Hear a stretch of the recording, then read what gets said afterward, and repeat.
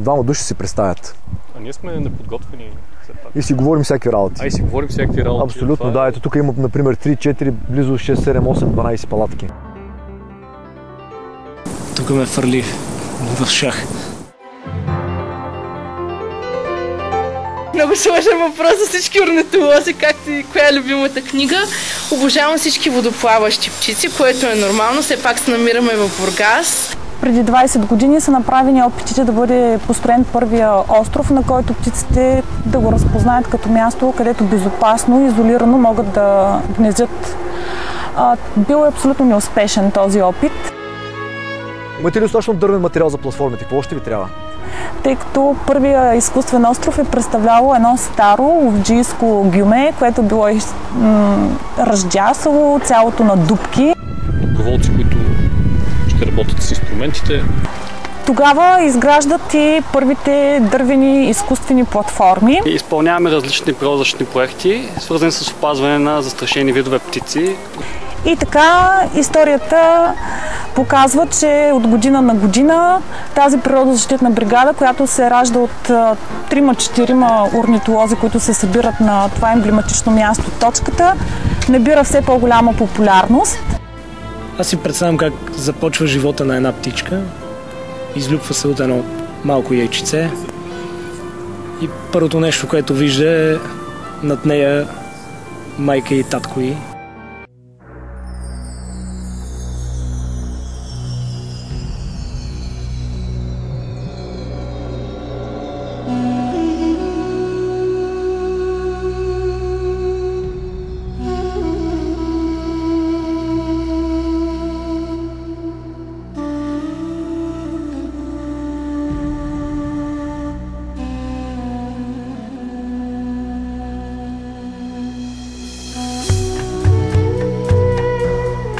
Понякога човек отправя поглед към небето и се замисля за бъдещето си. Силно и величествено е усещането от гледката на прилитащи птици, показващи пътя на свободата. Около Бургас има 3 езера – Вая, Атанасовското и Мандра. Вая е естествено езеро, най-голямото в страната ни. Атанасовското е било естествена лагуна, но е преустроено в солници. А комплексът Мандра-Пода е съчетание на днешния язовир Мандра и плитките крайбрежни водоеми на защитена местност Пода.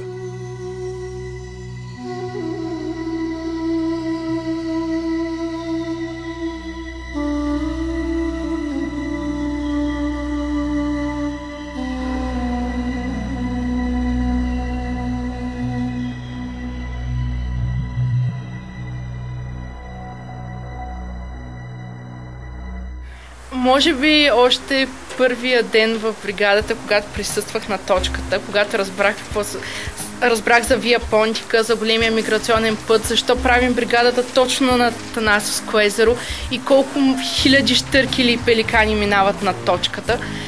И общо заето стъпих в 7:30-8 сутринта, веднага след като станах от сън, и не слязах до 8 часа до заля слънце. Това беше един невероятен ден. Втория по големина миграционен път в Европа, Вия Понтика. Името му произлиза от старогръцкото име на Черно море. В момента сме на точката на Атанасовско езеро и тук мястото се слави с това, че може да наблюдаваме стотици мигриращи птици. Аз съм доброволец към Българското дружество за защита на птиците и в момента това, което правим, е да се обучаваме да гледаме дъждосвирци. Това е едното от езерата в България, което е най-богато на дъждосвирци. И станах доброволец и за 4-ти път вече участвам в самата бригада Атанасовско езеро.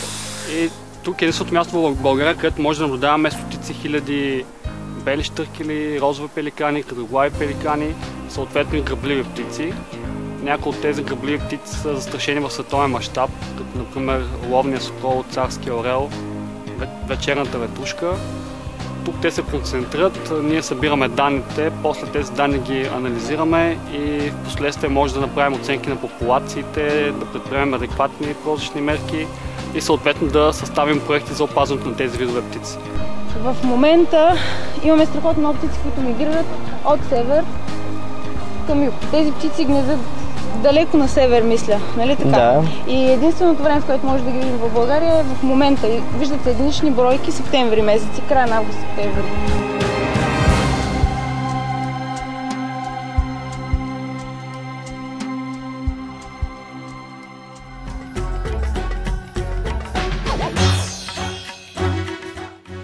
Природозащитната бригада Атанасовско езеро е посветена на опазването на природното съкровище, което се намира до самия морски град – птичето богатство на Бургаските езера.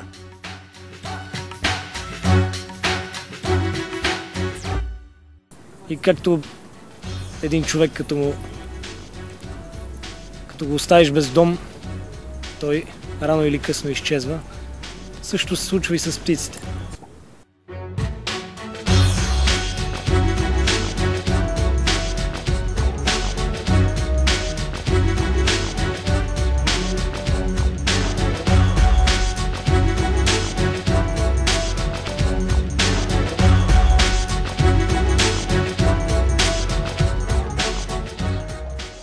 Затова тук ние се опитваме да защитим техните домове. Спомням си първият път, като дойдох на бригадата, не знаех какво да очаквам.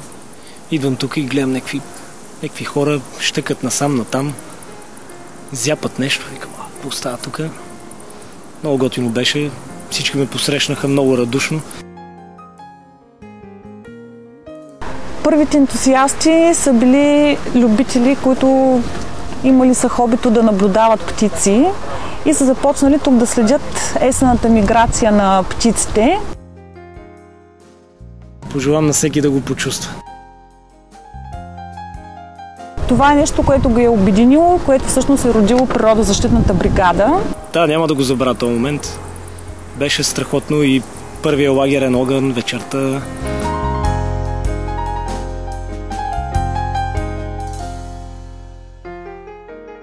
Ръководител на проекта Живот на Бургаските езера е организатор на бригадата Атанасовско езеро. Планирали сме разнообразни дейности тип природозащитни. Ще почистиме малко тръстика, ще почистим едни канали, за да има още вода на пода.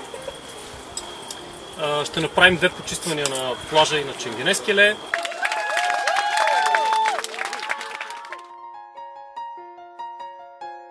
Последните 3 години тя се организира от Българско дружество за защита на птиците, но по проект Живот за Бургаските езера, който е финансиран от една европейска програма, известна като Life+. Това са едни от най-успешните години на тази така наречена бригада, защото в тези 3 години за 10 дни ние събираме повече от 100 човека. Това са все млади хора, изключително големи ентусиасти, които идват от цялата страна. Атмосферата става много позитивна. Ще е супер. Природозащитната бригада по принцип е за лица, които са над 18 години, но в последните няколко години ние се опитваме да привлечеме и много по-малки участници. Защото в интернет е на картинки, тук гледам на живо и на живо е по-интересно. Аз виждам смисъл в това, което правя, с направата на тези изкуствени острови, заедно с другите бригадири. Като отида до година, се върна пак на същото място и виждам, че тези острови са заети от различни видове рибарки и дъждосвирчеви птици. И това ме мотивира, нали, да участвам и всеки път да се включвам в такъв род дейности. За едни ще ставаш странна птица, други го възприемат сравнително добре. Всеки човек в началото е странно, когато да си решил да отидеш да косиш тръстика, не да си пиеш кафето на плажа или мохитото. Всеки си има някакви приоритети. Аз се интересувам от птици и от змии, което за повечето хора е малко шантаво.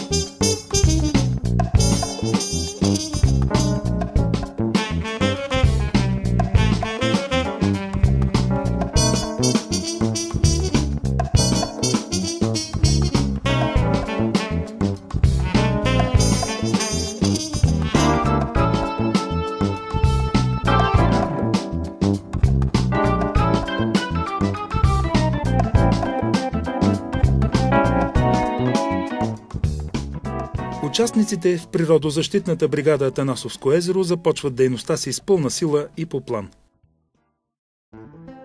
Ранната утрин ще даде началото на едно приключение по релси.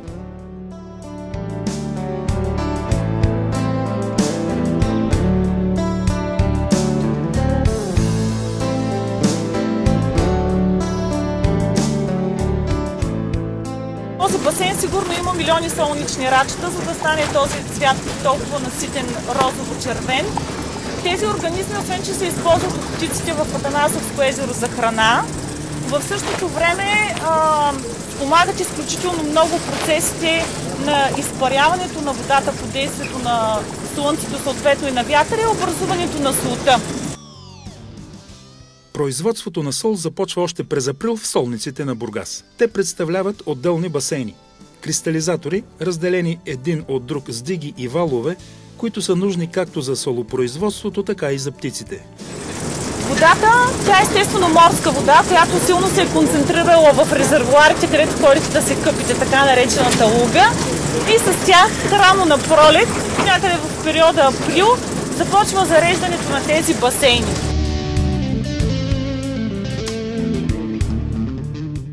Производството на сол в Атанасовското езеро допринася за опазването на природата. Поддържането на дигите и земните валове в добро състояние е от изключително значение за протичането на нормален технологичен процес на добив на сол. И в същото време тези диги и валове са ценно място за почивка и гнездене на много видове птици. Плитката лагуна, каквато всъщност е Атанасовското езеро, е най-богатото място на птици в България. Ето защо точно тук бригадирите насочват биноклите си към небето. Голяма черногърба чайка. Ние пък вчера видяхме тънкоклюн листоног. Верно ли? Да. Птиците се наблюдават не само за удоволствие, но преди всичко с природозащитна цел.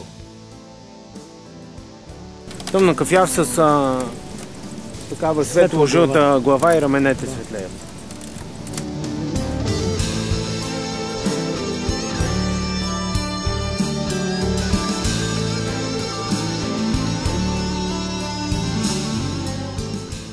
Солничарите са хората, които имат една от най-важните професии – осигуряват солта на живота. Подреждат в огромни бели планини, наречени бохори.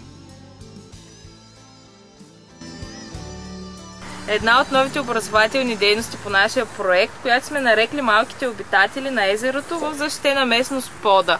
Това е една нова дейност, която ни е предадена от Кралското дружество за защита на птиците, и в Англия почти във всеки резерват, техните повечето са влажни зони, имат такива подобни платформички, нашите са по-хубави, от които е много така разпространено като дейност всички класове от района да ги водят на полеви уроци и да изследват заедно организмите в водата.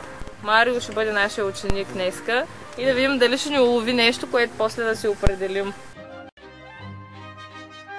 Най-важното е хората да разберат какво богатство имат до вратите на домовете си. Затова Българското дружество за защита на птиците се занимава и с много деца. Прави презентации по училищата, издаде и помагало за учителите. Изключително забавно и полезно е да опознаваш природата около себе си. Но най-често дружеството посреща деца и ученици в природозащитен център Пода за приключения сред природата, като това.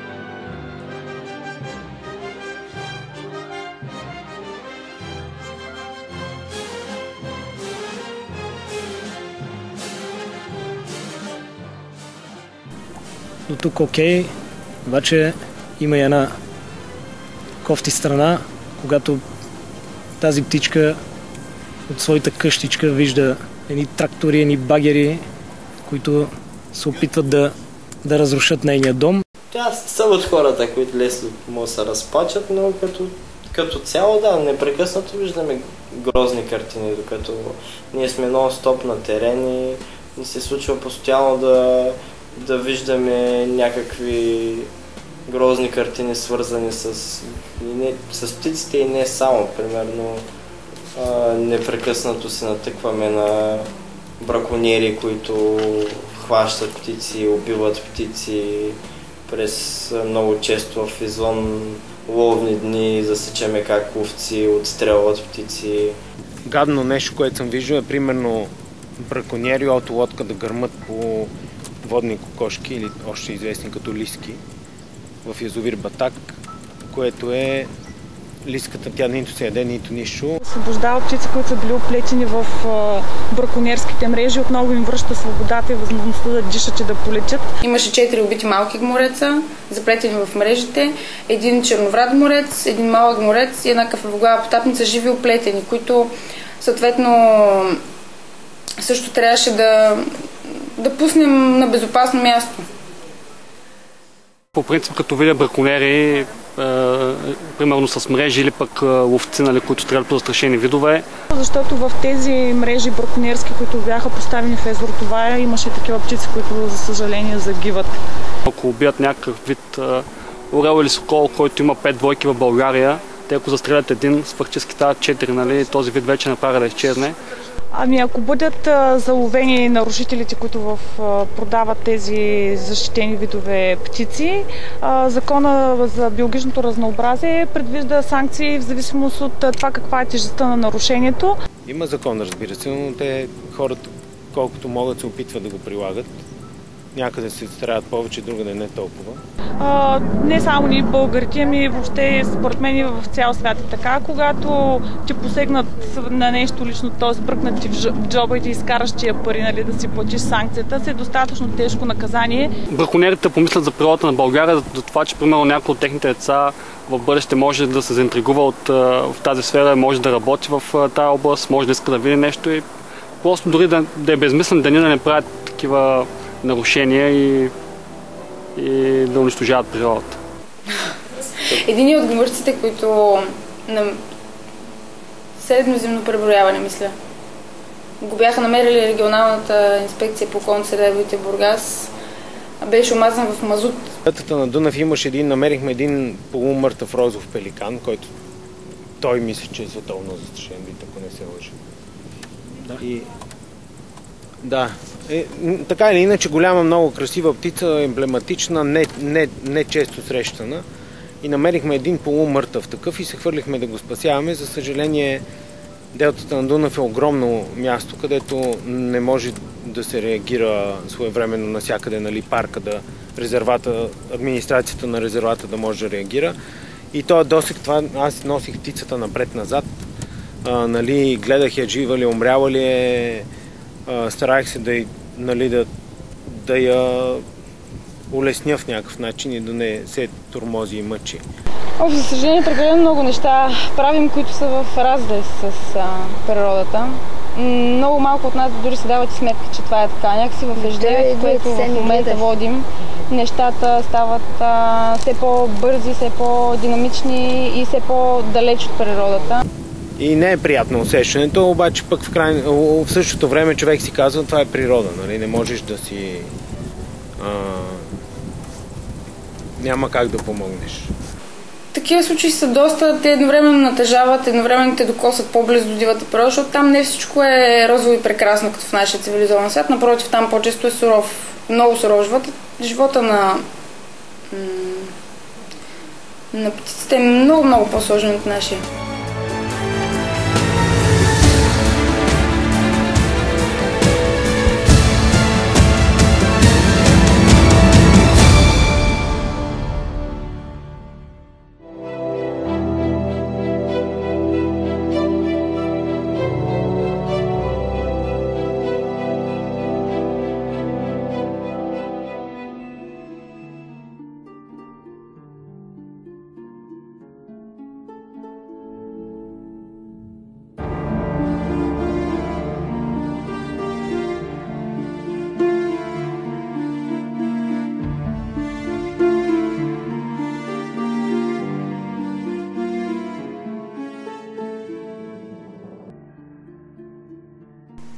Натъжавам мисълта, че в бъдеще ще Ще е много по-бедна природата, че ще изчезнат една част от растенията и животните и няма да може човек да се радва на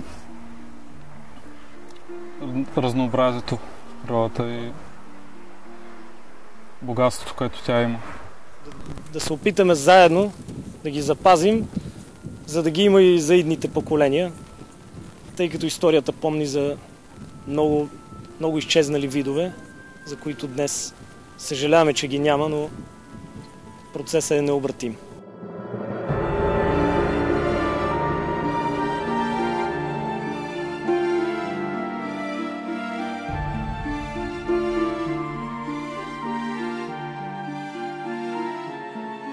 До някъде го правя за мен, понеже се чувствам удовлетворен да работя, да извършвам някаква дейност, свързана с опазването на природата. В смисъл да продължаваш и да дълбаеш и да дърпаш тая тежка кълруца, нали, която си поел. Така че със сигурност има много голямо удовлетворение от всичко това, което ти се случва и което правиш за природата.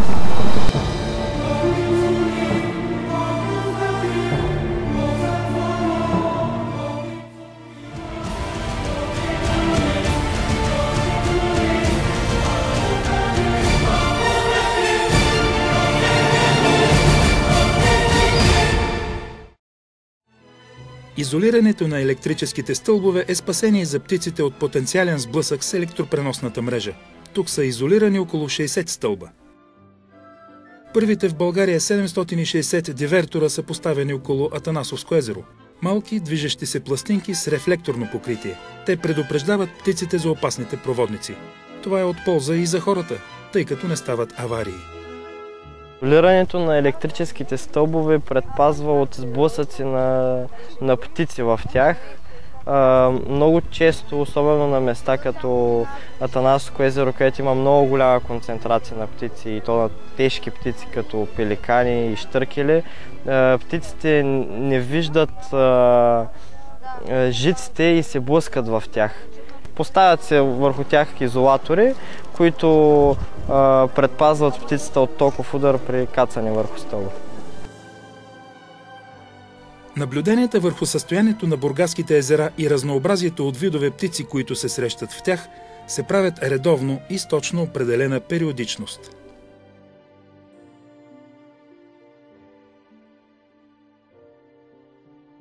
Не можем да полетим с тях, но можем да установим видове птици, които се виждат през различните сезони, а също така и тяхната численост.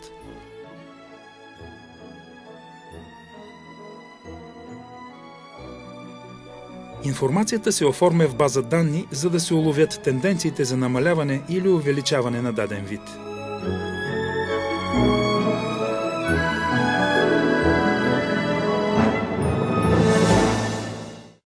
В защитена местност Пода има изградени платформи за гнездене на рибарки. На тях гнездат речни рибарки. Там те са защитени от хищниците и са много лесни за наблюдение от природозащитния център.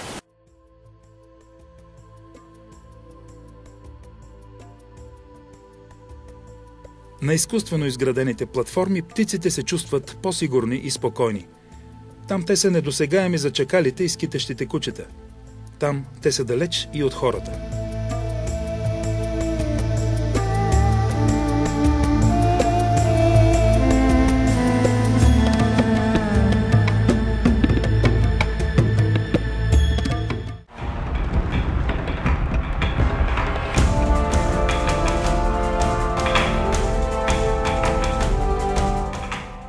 След окосяването на тръстиката тук кацат повече птици. Блестящи ибиси, малки бели чапли, дори кокилобегачи.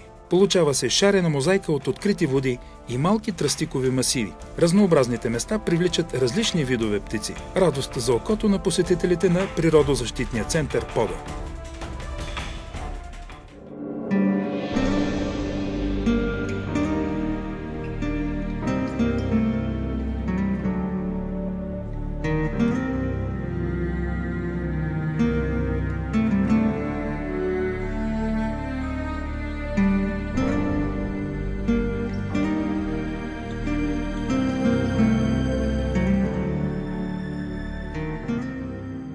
Мисията на бригада Атанасовско езеро е изключително важна за бъдещето на световното биоразнообразие.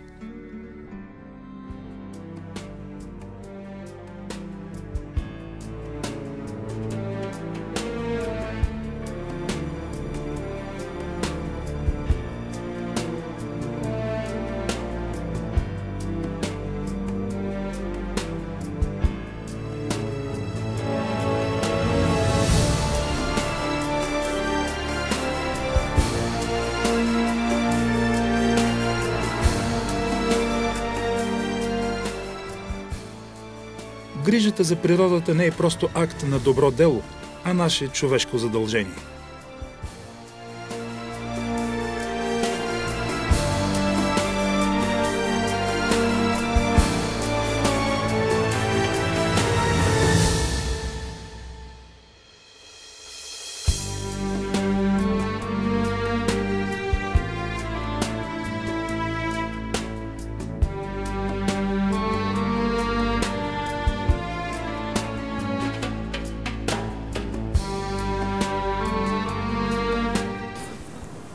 Има още много неща, за които можем да си говорим, но мисля, че това е основното и най-важното, което надявам се да стигне до ушите и до сърцата на хората.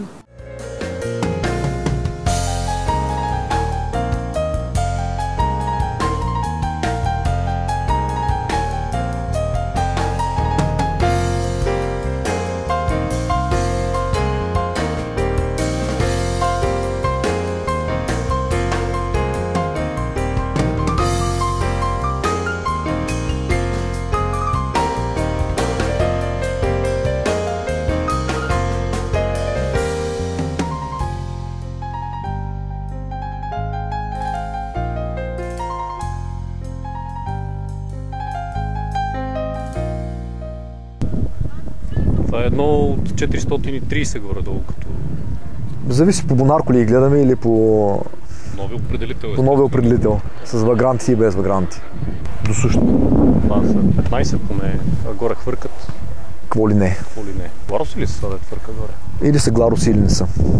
И хвъркат такива, които спрямо бабините деветини разнасят облаци. Те по-скоро орела разнася облаци, египетския лешоят друго разнася, берикет, белоглавия пък трето, щъркела знаем какво разнася. Всъщност, така погледнато, днес е един спокоен ден и палатките се задържаха. Има дни, когато като тръгне урагана Атанас, така наречения ураган Атанас, той дига всички палатки и навеси и всичко тук става хардахуш, казано по литературно му. Но те много са ги укрепили всички. Страшно са ги укрепили, Юрка. Винкили са сложили. Видях лепенки, което е много важно. Уекчили са ги. Направо аз съм впечатлен. Дори имаме концепция за до година.